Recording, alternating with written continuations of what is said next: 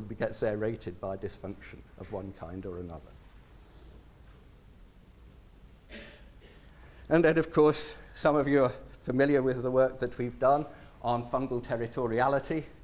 What happens when neighboring fungal flow forms encounter one another. So when we look at a section through a decaying beach log like this, we might say, oh, here are 2 individuals of Candra redusta, over here 70 individuals of Sterium hirsutum, all these are individuals of Melanoma pulvispirus. Here we've got Coriolis versicolor invading domain previously occupied by Eudymantiella mucida, and there we can see going into from here into there, we can see Candra redusta invading domain previously occupied by Melanoma pulvispirus. We can begin to look at an image like that and put together a dynamic story, yeah, of interrelationship, yeah? A fluid dynamic relationship between the fungal mycelium. And we can capture that story in artificial culture. Over there we see Hyphiloma fasciculare encountering the mycelium and Coriolis versicolor. And, well, we're no good at warfare by comparison. But it's not really warfare. That's another issue. I used to call it warfare. I now call it tension. Anyway, on we go. Returning back to ground, of course, are these wonderful mycelial cord-forming fungi. And here again is a series of images, which I realized only the other day was telling us the solution to the problem of how light and gravity relate with one another. If you think about the light as what the mycelium is showing, and gravity is the darkness of the soil, and we're looking at how, yeah, the mycelium spreads out from a local point, arrives at a previously uncolonized woodblock, reorganizes itself, redistributes itself, yeah, focuses itself, yeah, in relation to its new discovery, and then comes out again. We're beginning to get an idea of fungal patterns of development and responsive relationship, yeah, which are very, very sophisticated indeed.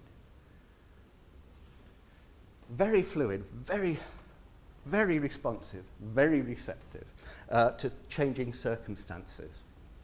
And this is essentially really important in terms of our thinking.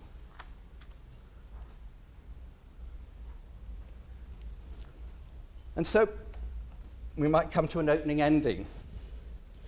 From the perspective of natural inclusion, as distinct from natural selection, death does not end life, it feeds and opens the possibility of renewed life.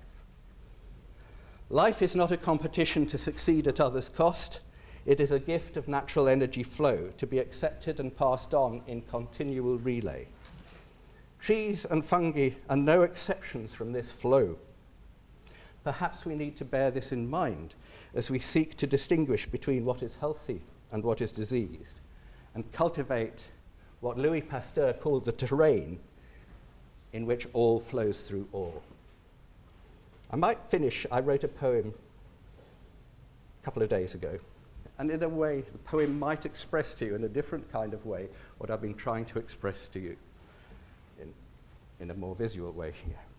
I flow into nature as nature flows into me.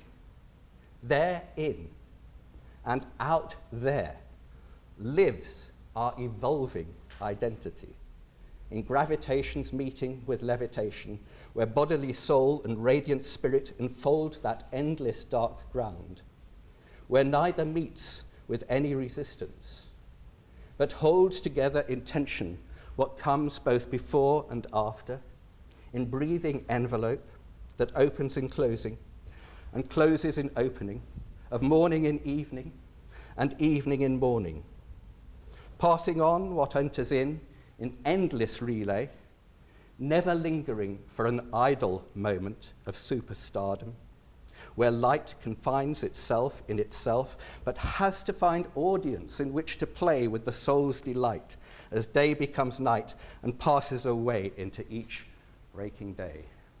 I hope you might have a different idea about the relationship between trees and fungi and the reality of what it is really that we're all working with.